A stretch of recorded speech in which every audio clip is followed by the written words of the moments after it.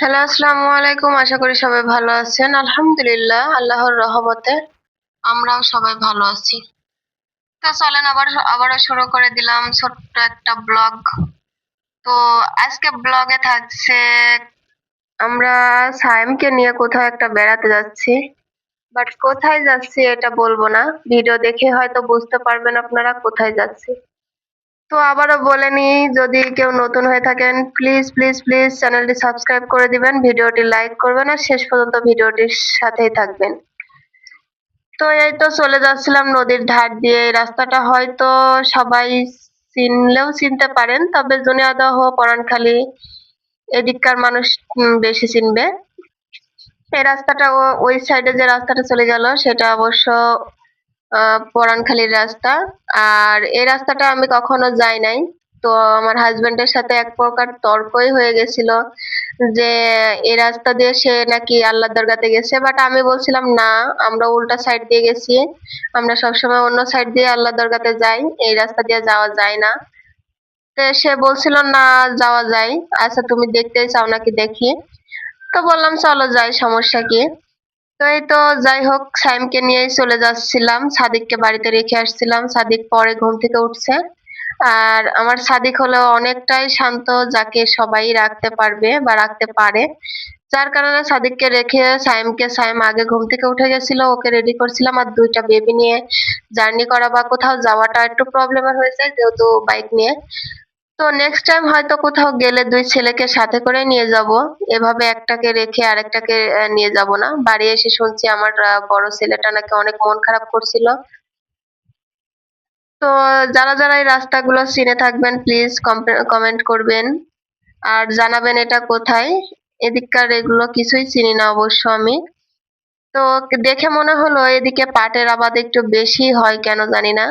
কারণ যতদূর যাচ্ছিলাম পুরোটাই পাট কাটি দিয়ে ঢাকা ছিল, বা রোদ্রে দিয়েছে।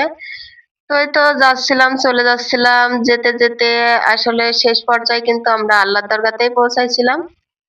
তো আল্লাহর দরগাতে পৌঁছানোর পরে ভাবছিলাম কোথায় যাওয়া যায়, বা ব্যাক আসছিলাম অবশ্য, বাড়িতে চলে যাব। তো কেন জানি না মনে হলো যে নতুন একটা পার্ক তৈরি হয়েছে, আরশিনগর ইকো পার্ক, পার্কটির নাম। তো মনে হলো যেহেতু সেভাবে কখনো কোথাও বেড়াতে যাওয়া হয় না, তো আসলাম যখন তখন ঘুরেই যাই। তো যেই ভাবা সেই কাজ, আমরা আল্লাহর দরগা গেছি, ওখান থেকে ঘুরে ভাবলাম যে ইকো পার্কে যাব। তো পার্কটি এত পরিমাণ দূরে, মানে কি বলবো, কিছু বলার নেই। মানে মেন রাস্তা থেকে অনেকটা দূরে, যেখানে যেতে আমাদের অনেক সময় লেগেছে। তারপরেও তো আমরা চিনি না, সেহেতু মানুষকে জিজ্ঞেস করে করে যাচ্ছিলাম।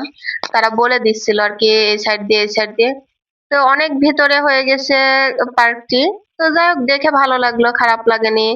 বিশাল একটা জায়গা নিয়ে করেছে মাঠের মধ্যে। রোদ থাকলেও যেহেতু মাঠে, তো এই কারণে বাতাস লাগছিল।